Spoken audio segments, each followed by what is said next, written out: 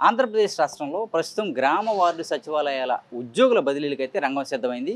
రేపు 22వ తేదీన వీటికి సంబంధించినటువంటి వెబ్ ఆప్షన్స్ కూడా రిలీజ్ చేయనున్నారు. అయితే ఇప్పటికే గ్రామ వార్డు సచివాలయాల్లో ఉన్నటువంటి ఉద్యోగస్తులందరూ కూడా పలు సమస్యల్ని, పలు డిమాండ్లని ప్రభుత్వం ముందుంచారు. అసలు వారి సమస్యలేంటి? ఈ డిమాండ్లో ఉన్నటువంటి వారి ఇబ్బందులేంటి? ఇవన్నీ కూడా వారితోనే మాట్లాడి తెలుసుకునే ప్రయత్నం చేద్దాం. ప్రస్తుతం మనతో గ్రామ వార్డు సచివాలయాల అసోసియేషన్ ప్రెసిడెంట్ జానీ గారు ఉన్నారు. జానీ గారితో మాట్లాడి మరిన్ని విషయాలు తెలుసుకున్నాం. సార్ నమస్తే. ఏంటి సార్, ఏంటి అసలు గ్రామ వార్డు సచివాలయాల బదిలీలో ఉన్నటువంటి ఇబ్బందులు ఏంటి? ప్రభుత్వానికి మీరు ఇచ్చినటువంటి డిమాండ్ల నివేదిక ఏంటి? జీవో నెంబర్ 5 ఏదైతే 12/6/2025న రాష్ట్ర ప్రభుత్వం విడుదల చేసిందో ఆ జీవో గ్రామ వార్డు సచివాలయ ఉద్యోగుల రేషనలైజేషన్తో పాటుగా బదిలీలకు సంబంధించినటువంటి జీవో. ప్రభుత్వ ఉత్తర్వు జీవో ఎంఎస్ నెంబర్ 5 డేటెడ్ 12/6/2025 గ్రామ వార్డు సచివాలయాల శాఖ పేరిట ఈ జీవో విడుదల చేయబడింది. ఈ జీవో ప్రకారం ఈ రాష్ట్రంలో పనిచేస్తున్నటువంటి శ్రీకాకుళం నుంచి అనంతపురం, చిత్తూరు వరకు ఎవరైతే 15,004 గ్రామ వార్డు సచివాలయాలలో పనిచేస్తున్నటువంటి 1,25,000 మంది గ్రామ వార్డు సచివాలయ ఉద్యోగుల యొక్క రేషనలైజేషన్, అలాగే వారికి సంబంధించినటువంటి బదిలీలకు సంబంధించినటువంటి జీవో ఇది. ఈ జీవో ప్రకారం రేషనలైజేషన్లో 2,500 కంటే తక్కువ జనాభా ఒక కేటగిరీ కింద, 2,500 నుంచి 3,500 వరకు ఇంకొక కేటగిరీలో, అలాగే 3,500 పైగా ఉన్నటువంటి జనాభాని ఇంకొక కేటగిరీలో 3 కేటగిరీలుగా విభజించడం జరిగింది. ఈ 3 కేటగిరీల్లో భాగంగా 2,500 కంటే తక్కువ జనాభా ఉండేటువంటి గ్రామ సచివాలయాలు, వార్డు సచివాలయాల పరిధిలో 6 కనీసం సచివాలయ ఉద్యోగులు పనిచేసే విధంగా ఈ జీవో యొక్క సారాంశం. అంటే దీనికంటే ముందుగా జీవో నెంబర్ 1 అని, జీవో నెంబర్ 4 అని చెప్పి గతంలో ఇచ్చి ఉన్నారు. ఆ జీవోలు వార్డు సచివాలయాలకు సంబంధించి, గ్రామ సచివాలయాలకు సంబంధించి రేషనలైజేషన్ ఎలా చేస్తారనేటువంటి దానికి సంబంధించినటువంటి వివరాలతో కూడినటువంటి జీవోలు. దాంట్లో ఆ జీవోలకు సంబంధించి మొదటి జీవోలో ఏదైతే మెన్షన్ చేశారో గ్రామ సచివాలయాల్లో 2,500 కంటే తక్కువ జనాభా ఉండేటువంటి సచివాలయాలు ఏవైతే ఉంటాయో వాటిలో 2 పోస్టులు తగ్గుతాయి. అంటే ఆ పోస్టు తొలగిస్తున్నారని మేము చెప్పట్లా. ఆ జీవో యొక్క సారాంశం ఏంటంటే పంచాయతీ కార్యదర్శి, డిజిటల్ అసిస్టెంట్ గ్రేడ్ 6 పంచాయతీ కార్యదర్శి వీరిద్దరిలో ఒకరు మాత్రమే ఉంటారు. అలాగే welfare educational assistant, welfare education అసిస్టెంట్తో పాటు గ్రామ మహిళా సంరక్షణ కార్యదర్శి, మహిళా పోలీస్గా ఏదైతే నామకరణం చేయబడిందో వారిద్దరిలో ఒకరు ఉంటారు. అంటే ఒకరి పని ఇంకొకరు కూడా చేయాలి. అంటే 2 పనులు కలిపి ఒక ఉద్యోగి చేయవలసినటువంటి ఆవశ్యకత ఆ జీవో యొక్క సారాంశం. అలాగే మరొక జీవో ప్రభుత్వం వార్డు సచివాలయాలకు సంబంధించి మెన్షన్ చేయబడిందో, వార్డు సచివాలయం 2,500 కంటే తక్కువ జనాభా ఉన్న ప్లేస్లో అడ్మిన్ సెక్రటరీ కానీ, వార్డ్ అడ్మినిస్ట్రేటివ్ సెక్రటరీ కానీ, వార్డ్ ఎడ్యుకేషన్ సెక్రటరీ కానీ వీరిద్దరిలో ఒకరే ఉంటారు. వారి వారిద్దరి యొక్క విధులు నిర్వర్తించాలి. అలాగే ward welfare development secretary, ward మహిళా సంరక్షణ కార్యదర్శి, మహిళా పోలీస్ వీరిద్దరిలో ఒకరే ఉంటారు. వారు ఇంకొకరి పని చేయవలసినటువంటి ఆవశ్యకత. ఎక్కడ అది 2,500 కంటే తక్కువ జనాభా ఉన్నటువంటి గ్రామ వార్డు సచివాలయాలకు సంబంధించినటువంటి ఇన్ఫర్మేషన్. అలాగే 2,500 నుంచి 3,500 వరకు ఉన్నటువంటి జనాభా ఎక్కడైతే ఉంటుందో గ్రామాలు కానీ, వార్డులు కానీ, వాటిలో కేవలం పంచాయతీ కార్యదర్శి, అలాగే ఇక్కడ ward admin secretary, ward education secretary, అక్కడేమో డిజిటల్ అసిస్టెంట్ గ్రేడ్ 6 పంచాయతీ సెక్రటరీ, ఇక్కడ వచ్చేసి వెల్ఫేర్ మహిళా పోలీసులో ఒకరు, వార్డ్ వెల్ఫేర్ డెవలప్మెంట్ సెక్రటరీ, మహిళా పోలీసులో ఒకరు ఉంటారు. అలాగే 3,500 పైగా ఉండేటువంటి జనాభాలో మిగిలిన వాళ్ళందరూ కూడా ఉంటారు. ఇదేంటి జనరల్ పర్పస్ ఫంక్షనరీస్గా వీరిని అభివర్ణించడం జరిగింది ఆ జీవోల ప్రకారం. అలాగే టెక్నికల్ ఫంక్షనరీస్ ఎవరైతే ఉంటారో, టెక్నికల్ ఉదాహరణకి ఇంజనీరింగ్ అసిస్టెంట్లు, సర్వే అసిస్టెంట్లు, విఆర్ఓలు, అలాగే ఏఎన్ఎంలు, అలాగే వార్డ్ హెల్త్ సెక్రటరీస్, వార్డులో ఎమ్యూనిటీ సెక్రటరీలు, ward planning regulation secretaries, sanitation సెక్రటరీలు, విఆర్ఓ, వార్డ్ రెవెన్యూ సెక్రటరీ వీళ్ళని ఒక స్పెసిఫిక్గా మెన్షన్ చేసినప్పటికీ కొన్ని చోట్ల విఆర్ఓలను వచ్చేసి 2 సచివాలయాలకు ఒకరని, తర్వాత ముందు చెప్పిన జీవోలకి మార్పు చేస్తూ, అంటే ప్రతి సచివాలయంలో కూడా ఒక వార్డ్ శానిటేషన్ ఎన్విరాన్మెంట్ సెక్రటరీని గతంలో చెప్పిన దానికి కొంత మార్పు చేస్తూ, ఇలాగా కొన్ని మార్పులు చేర్పులతో సచివాలయ వ్యవస్థ 15,004 గ్రామ వార్డు సచివాలయాల్లో కొంత మార్పులకు రాష్ట్ర ప్రభుత్వం శ్రీకారం చుట్టింది. గ్రామ వార్డు సచివాలయాల శాఖ రాష్ట్ర ప్రభుత్వం. ఈ క్రమంలో జనరల్గా ఇతర ప్రభుత్వ ఉద్యోగులకి ఈ మధ్య అంటే మే నెలలో 15/5/2025న ఒక జీవో విడుదల చేశారు బదిలీలకు సంబంధించి. ఆ జీవోని అనుసరించి ఇటీవల 12/6/2025న గ్రామ వార్డు సచివాలయాల ఉద్యోగుల రేషనలైజేషన్ కమ్ ట్రాన్స్ఫర్స్కి సంబంధించినటువంటి జీవో ఇచ్చారు. ఈ జీవోలో ప్రధానంగా బదిలీల కంటే ముందుగా 5 సంవత్సరాల 9 నెలల సర్వీస్ ఇప్పటికే గ్రామ వార్డు సచివాలయ ఉద్యోగులు పూర్తి చేసుకున్నారు. దీంట్లో కొంతమందికి పదోన్నతులు వచ్చాయి, చాలామందికి పదోన్నతులు రావడానికి ఇంకా ఇప్పటివరకు ప్రమోషన్ ఛానల్ కూడా ఏర్పాటు చేయలేదు. అంటే దాంట్లో భాగంగా ప్రధానంగా గ్రామ సచివాలయాల్లో పనిచేస్తున్నటువంటి వెల్ఫేర్ అసిస్టెంట్లు, ఇంజనీరింగ్ అసిస్టెంట్లకి ప్రమోషన్ ఛానల్స్ కూడా ఏర్పాటు చేయలేదు. అలాగే వార్డు సచివాలయాల్లో ప్రమోషన్ ఛానల్స్ ఉన్నప్పటికీ ప్రమోషన్స్ అనేవి ఇప్పటి వరకు కూడా ఇవ్వకపోవటం అనేది కొంత ఇబ్బంది కలిగించేటువంటి అంశం. ఇందులో భాగంగా గ్రామ వార్డు సచివాలయ ఉద్యోగులు ఎవరైతే పదోన్నతులు కోరుకుంటా ఉన్నారో పదోన్నతులకు సంబంధించి న్యాయం చేయవలసినటువంటి అవసరం, ఆవశ్యకత రాష్ట్ర ప్రభుత్వం అలాగే గ్రామ వార్డు సచివాలయాల శాఖ మీద ఉంది. కాబట్టి ఆ విషయాన్ని ఇప్పటికే అధికారుల దృష్టికి, రాష్ట్ర ప్రభుత్వం దృష్టికి తీసుకుని వెళ్ళడం జరిగింది. తప్పనిసరిగా న్యాయం జరిగే అవకాశం ఉందని చెప్పి మేము విశ్వసిస్తూ ఉన్నాం. అంటే ఏదైతే సొంత మండలాల్లో చేయటానికి వీలు లేదనేది ప్రధాన ఇబ్బందిగా ఉందని మీ ఉద్యోగులు, ఏదైతే సచివాలయ ఉద్యోగులు ఉన్నారో వాళ్ళు ఆవేదన వ్యక్తం చేస్తున్న పరిస్థితి. దానికి జీవో గురించి క్లారిటీ ఇచ్చే క్రమంలో నేను ముందుగా పదోన్నతుల అంశం మాట్లాడటం జరిగింది. పదోన్నతుల అంశంతో పాటుగా ప్రధానంగా ఏంటంటే విధుల్లో చేరిన మొదటి రోజు నుంచి నోషనల్ ఇంక్రిమెంట్స్ అనేవి ప్రతి ప్రభుత్వ ఉద్యోగి ఏ రకంగా అయితే గతంలో ఇచ్చి ఉన్నారో ఉపాధ్యాయులకు ఇచ్చారో అదే రకంగా ఉపాధ్యాయులకు ఇచ్చినటువంటి విధానాన్ని అనుసరించి, వారికి ఇచ్చినటువంటి జీవోలను అనుసరించి తప్పనిసరిగా మేము ఏదైతే 2 అక్టోబర్ 2019 విధుల్లోకి వచ్చామో తదుపరి 2020లో రిక్రూట్మెంట్ జరిగినప్పుడు డిసెంబర్, జనవరి మాసాల్లో రిక్రూట్మెంట్ జరిగిందో ఆ ప్రకారంగా విధుల్లో చేరిన మొదటి తేదీ నుంచి లెక్కగట్టి తప్పనిసరిగా నోషనల్ ఇంక్రిమెంట్స్ ఇవ్వాల్సిన అవసరం, ఆవశ్యకత ఉంది. ఆ వైపుగా మేము మాకు అనుబంధంగా, అంటే మేము ఒక పెద్ద సంఘానికి అనుబంధ సంఘంగా ఉన్నాం, అలాగే ఏపీ జేఏసీలో ఉన్నాం. దాంట్లో ఏపీ ఎన్జీఓ అసోసియేషన్ ఈ రాష్ట్రంలో అత్యంత ప్రాచీనమైనటువంటి సంఘం. ఆ సంఘానికి అధ్యక్షులుగా విద్యాసాగర్ సార్ ఎవరైతే సుదీర్ఘ అనుభవం కలిగినటువంటి ఉద్యోగ నాయకులు ఉన్నారో వారి దృష్టికి తీసుకెళ్లడం జరిగింది. ఇప్పటికే ప్రభుత్వం దృష్టికి వారు తీసుకెళ్లారు. మేము సచివాలయాల శాఖ తరపు నుంచి పెట్టినటువంటి ప్రధానమైన రిక్వెస్ట్లో భాగంగా నోషనల్ ఇంక్రిమెంట్లు అనేవి తప్పనిసరిగా ప్రతి గ్రామ వార్డు సచివాలయ ఉద్యోగికి ఇవ్వాల్సినటువంటి అవసరం, ఆవశ్యకత ఉంది. ఈ క్రమంలో నోషనల్ ఇంక్రిమెంట్స్ పదోన్నతుల అంశం స్పష్టత రాని కారణంగా, అలాగే మాకు ఏదైతే రికార్డ్ అసిస్టెంట్ క్యాడర్లో పే స్కేల్ ఇస్తూ ఆ క్యాడర్లో మాకు అవకాశం ఇచ్చారో దాన్ని డిగ్రీ క్వాలిఫికేషన్ ఉన్నటువంటి సచివాలయ ఉద్యోగులందరికీ కూడా జూనియర్ అసిస్టెంట్ క్యాడర్ పే స్కేల్ని ఇవ్వాలని చెప్పి ఇప్పటికే పలుమార్లు రాష్ట్ర ప్రభుత్వం దృష్టికి తీసుకొని వెళ్ళి ఉన్నాం. ఈ 3 అంశాలకు సంబంధించి ఉద్యోగులందరూ కూడా ఆందోళన చెందుతున్నటువంటి అంశం. ఈ క్రమంలో బదిలీలకు సంబంధించిన జీవో వచ్చిన తర్వాత స్థానిక మండలాలు అలాగే స్థానిక మున్సిపాలిటీల నుంచి, అంటే స్థానిక మండలం, మున్సిపాలిటీలో కూడా రెవెన్యూ మండలం తీసుకునే ప్రాతిపదికకు వెళ్ళినట్లయితే ఒక మున్సిపాలిటీ నుంచి ఇంకొక మున్సిపాలిటీకి వెళ్ళడానికి దాదాపు 30 నుంచి 50, 60 కిలోమీటర్ల దూరం, ఇంకా ఎక్కువ కూడా ఉండే అవకాశం ఉంది. ఒక ఉద్యోగిని బదిలీ చేసినప్పుడు అది వ్యయ ప్రయాసాలకు సంబంధించినటువంటి అంశం. అలాగే గ్రామ సచివాలయాలకు సంబంధించి ఎవరైతే గ్రామాల్లో పనిచేస్తున్నటువంటి సచివాలయాల్లో పనిచేస్తున్న ఉద్యోగులు వారిని ఒక మండలం నుంచి ఇంకొక మండలం, అంటే జిల్లా బార్డర్కి ఒకవేళ తీసుకుని వెళ్ళి పోస్ట్ చేస్తే బదిలీ చేసే అంశంలో దాదాపుగా 100 కిలోమీటర్లు, 70-80 కిలోమీటర్ల దూరం పాటు ఒక రికార్డ్ అసిస్టెంట్ పే స్కేల్తో ఉన్నటువంటి ఉద్యోగి కనుక ట్రాన్స్ఫర్ చేయబడినప్పుడు, ఇప్పటికే జూన్ మాసం చివరి దశకు చేరుకుంటా ఉన్నాం. జూన్ 19వ తేదీకి వచ్చాం. స్కూల్స్ ప్రారంభించబడినాయి. పిల్లలందరినీ కూడా స్కూల్స్లో జాయిన్ చేయడం, అడ్మిషన్స్ కూడా తీసుకొని ఉన్నాం. ఇంకా ట్రాన్స్ఫర్స్ ప్రక్రియ అనేది ఈ నెలాఖరు వరకు వెళ్ళింది. అంటే ఇక్కడ జరిగే నష్టంతో పాటుగా రికార్డ్ అసిస్టెంట్ పే స్కేల్లో ఉన్నటువంటి సచివాలయ ఉద్యోగులు వీరిని బదిలీ చేస్తూ వేరే మండలాలకో వేరే మున్సిపాలిటీలకో పంపించిన క్రమంలో ఆర్థిక భారంతో సతమతమయ్యేటువంటి పరిస్థితులు గ్రామ వార్డు సచివాలయ ఉద్యోగులు ఇబ్బంది పడేటువంటి అవకాశం ఉంది. దీంతో పాటుగా ప్రధానంగా ఉద్యోగులు వెలిపించుతున్నటువంటి మరొక అంశం, కేవలం గెస్టెడ్ క్యాడర్కి సంబంధించినటువంటి ఉద్యోగులు ఆంధ్రప్రదేశ్ రాష్ట్రంలో పనిచేస్తున్నటువంటి వారికి మాత్రమే స్థానిక మండలాలు కాకుండా ఇతర మండలాల్లో, ఇతర మున్సిపాలిటీ పరిధిలో పోస్ట్ చేయడానికి అవకాశం, ఆస్కారం ఉంది.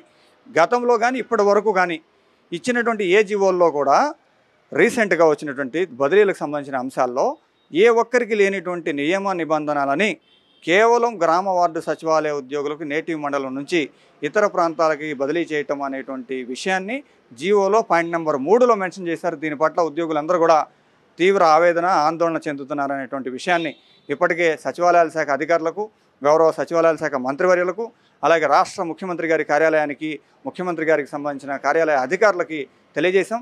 ఇప్పటి వరకు కూడా అదే ప్రయత్నంలో ఉన్నాం. తప్పనిసరిగా ఆ వైపుగా జీవోని మార్పు చేయాలని చెప్పి సచివాలయ ఉద్యోగులు కోరుకుంటా ఉన్నారు.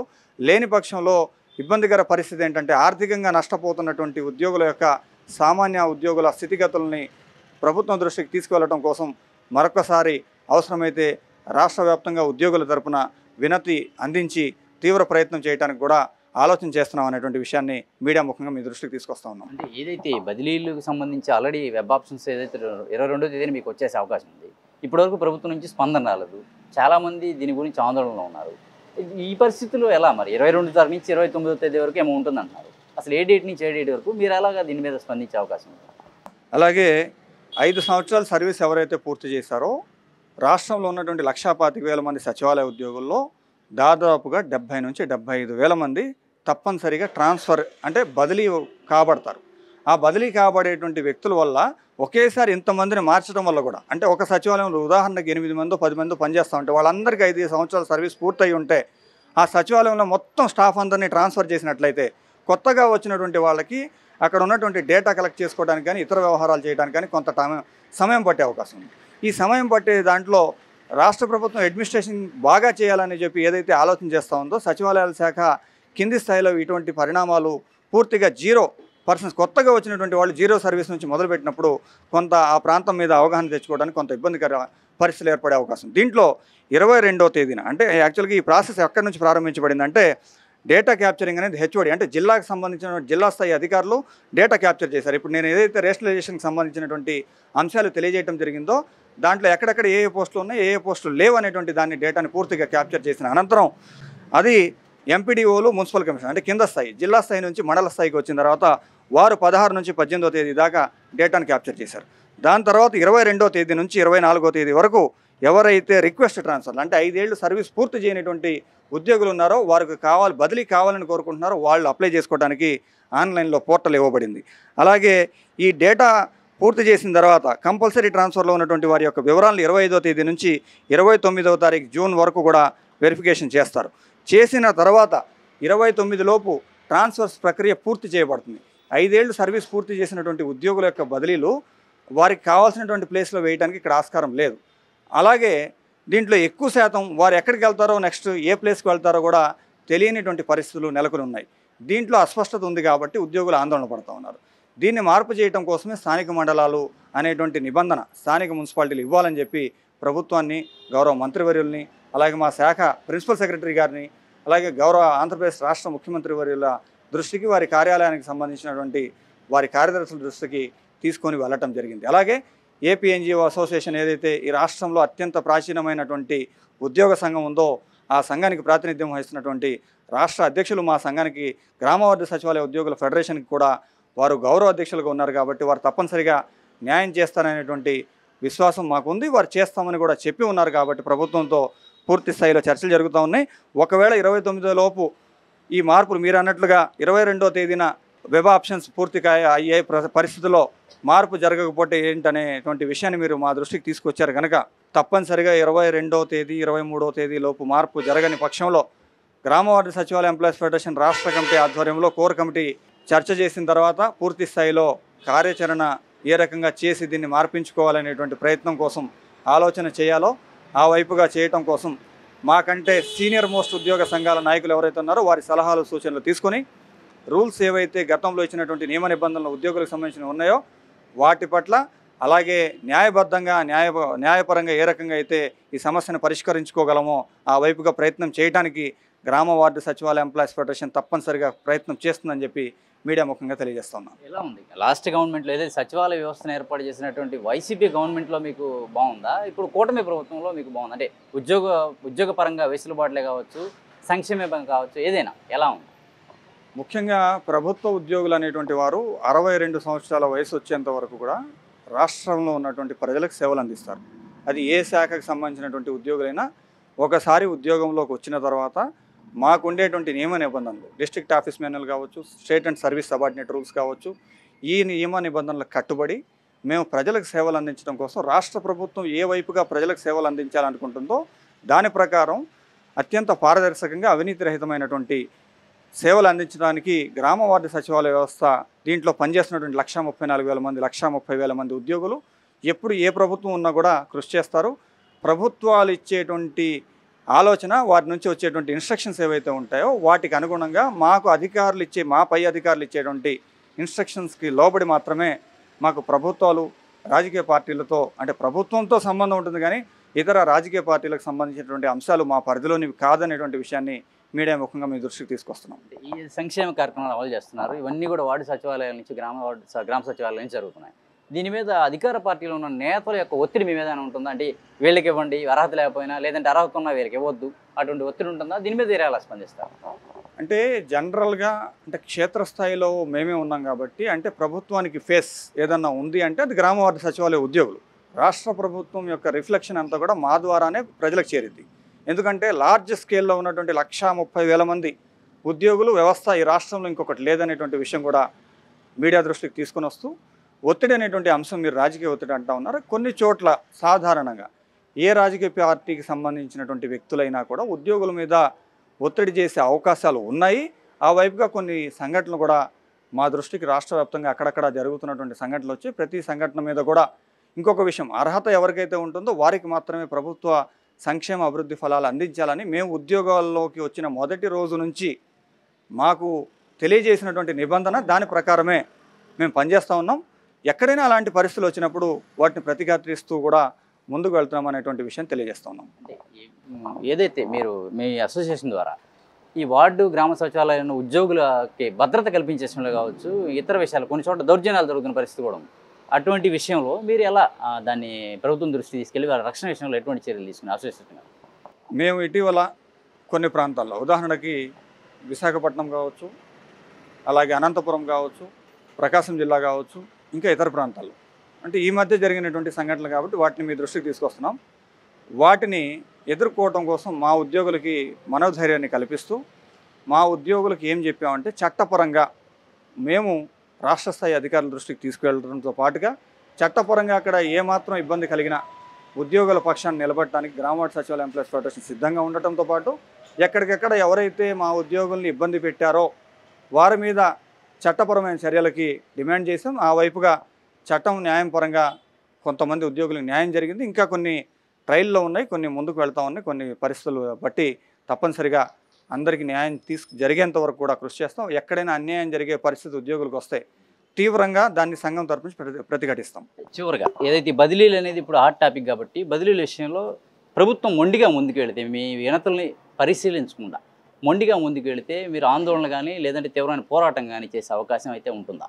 ఇప్పటికే మేము అవగతం చేసుకున్న విషయం ఏంటంటే, స్థానిక మండలం, స్థానిక మున్సిపాలిటీలో పోస్ట్ చేయకూడదు అంటే ట్రాన్స్ఫర్ అక్కడి నుంచి మార్చేయాలనేటువంటి నిబంధన కొన్ని నియమాలు నిబంధనలకి విరుద్ధంగా ఉందనేటువంటి విషయాన్ని, ప్రాథమిక సమాచారాన్ని మేము సేకరించాం. భవిష్యత్తులో దీని మీద పూర్తిగా అంటే ఉద్యోగ సంఘాలకి నాయకత్వం వహించేటువంటి సంఘాలు ఏవైతే ఉంటాయో, అంటే జనరల్గా బయట ఏదో సింపుల్గా మాట్లాడిస్తున్నట్లుగా మాట్లాడకుండా ఒక ఇంటలెక్చువల్ కమ్యూనిటీ, అంటే ఉద్యోగులు అంటే ఒక తెలివి కలిగినటువంటి ఒక కమ్యూనిటీ కాబట్టి ఉద్యోగుల నియమ నిబంధనలు, వాటికి సంబంధించి ఉద్యోగులకు మేలు ఏ రకంగా చేయాలి, వాటి ద్వారా అనేటువంటి అంశాలను పరిశీలించుకొని అవసరమైతే న్యాయపరంగా కావచ్చు లేదా ప్రజాస్వామ్య పద్ధతిలో ఏ రకంగా ఉద్యోగుల నియమ నిబంధనలకు కట్టుబడి నిరసన తెలియజేసి మా యొక్క న్యాయమైనటువంటి సమస్యలు పరిష్కరించుకోవాలో, దానికి గతంలో ఉన్నటువంటి సీనియర్ ఉద్యోగ సంఘాలు ఏ రకమైనటువంటి పరిస్థితిని అవలంబించారో అదే పరిస్థితిని అవలంబించి తప్పనిసరిగా ఉద్యోగులకు న్యాయం చేసుకోవటం కోసం గ్రామ వార్డు సచివాలయ ఎంప్లాయీస్ ఫెడరేషన్ ఆంధ్రప్రదేశ్